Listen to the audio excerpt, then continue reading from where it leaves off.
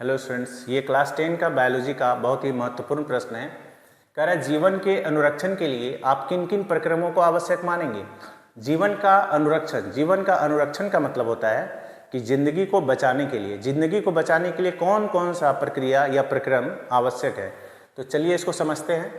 जीवन को बनाए रखने के लिए शरीर के रख रखाव यानी मेंटेनेंस के लिए निम्नलिखित जैव प्रक्रम यानी लाइफ प्रोसेस अनिवार्य है। पहला है पोषण यानी न्यूट्रिशन, ऊर्जा के लिए भोजन ग्रहण करना। हम लोगों को जिंदा रहने के लिए ऊर्जा चाहिए और इस ऊर्जा के लिए हम लोगों को भोजन ग्रहण करना पड़ता है।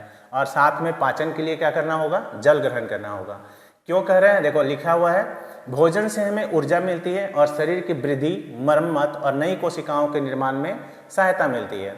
पोषक तत्व शरीर की कोशिकाओं, जो भी हम खाना खाएं उस खाने से जो हम लोगों को पोषक तत्व प्राप्त हुआ उस शरीर की संपूर्ण कोशिका में चली गई।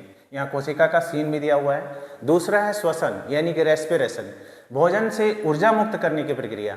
अब ये भोजन कहाँ चला गया, कोशिका में, और वो भोजन जो है ग्लूकोज के रूप में है, वो ऑक्सीजन से जुड़ेगा और उसका ऑक्सीकरण होगा। ऑक्सीकरण होना मतलब भोजन का टूटना, भोजन टूटेगा और वो भोजन जो है एटीपी के रूप में, यहाँ पर भोजन याद रखना है टूटता कहाँ पर है, माइटोकॉन्ड्रिया में, और माइटोकॉन्ड्रिया में वो एटीपी के रूप में संचित रहता है ऊर्जा। ठीक है, और इसमें क्या बनता है याद रखना है, एटीपी के रूप में ऊर्जा तो बनता है, साथ में CO2 और H2O भी बनता है, यानी कार्बन डाइऑक्साइड और पानी का भी निर्माण होता है। तो साफ साफ लिखा है कि श्वसन द्वारा भोजन से ऊर्जा प्राप्त होती है जो सभी शारीरिक गतिविधियों के लिए आवश्यक है। सभी यानी आप खाना खाते समय बैठ भी रहे हैं तो ऊर्जा चाहिए, बोल रहे हैं तो ऊर्जा चाहिए, चल रहे हैं तो ऊर्जा चाहिए, खड़े भी हैं तो भी ऊर्जा चाहिए, यानी सभी गतिविधियों के लिए। तीसरा है वहन या परिसंचरण यानी कि ट्रांसपोर्टेशन। ट्रांसपोर्टेशन का मतलब होता है शरीर में आवश्यक और अनावश्यक पदार्थ का एक स्थान से दूसरे स्थान तक जाना, शरीर के एक हिस्से से दूसरे हिस्से तक पोषक तत्व, गैस और अपशिष्ट को पहुंचाना। यानी शरीर के एक हिस्से से अच्छे चीज भी जाएंगे और जो निकलने वाले बेकार अपशिष्ट हैं वो भी जाएंगे।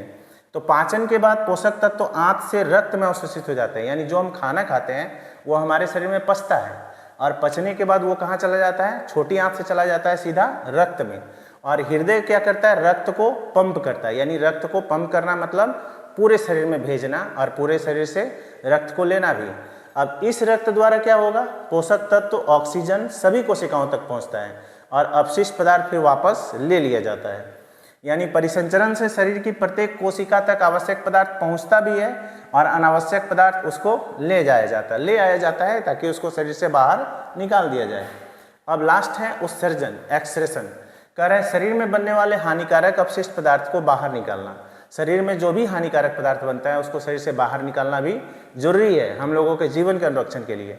तो किडनी जो होता है वो क्या करता है, मूत्र यानी कि यूरिया और अतिरिक्त लवण जल जो बना होता है वो किडनी बनाती है, जो भी जमा करती है। फेफड़े क्या करता है, कार्बन डाइऑक्साइड और जल वाष्प को बाहर निकालता है। त्वचा का काम क्या है, पसीने द्वारा जल, लवण और यूरिया यानी बेकार अपशिष्ट जल को शरीर से बाहर निकालना। यकृत का काम क्या है, कुछ विषैले पदार्थ को निष्क्रिय बनाकर बाहर निकालने में सहायता करता है। तो उत्सर्जन से क्या हुआ, कुल मिलाकर उत्सर्जन से शरीर से हानिकारक और अपशिष्ट पदार्थ बाहर निकल जाता है। यह भी जरूरी है जीवन के अनुरक्षण के लिए, जिससे शरीर स्वस्थ रहता है। तो कुल मिलाकर के जो निष्कर्ष निकला वो निष्कर्ष क्या है, पोषण, श्वसन, वहन या परिसंचरण और उत्सर्जन, ये चारों जैव प्रक्रम जीवन के अनुरक्षण के लिए अनिवार्य हैं। इनके बिना शरीर को ऊर्जा, पोषक तत्व नहीं मिलेंगे, इनके बिना नहीं होगा और अपशिष्ट बाहर भी नहीं निकलेगा, जिससे जीवन संभव नहीं होगा। यानी कि जीवन के अनुरक्षण के लिए ये सारी प्रक्रियाएं बहुत जरूरी है।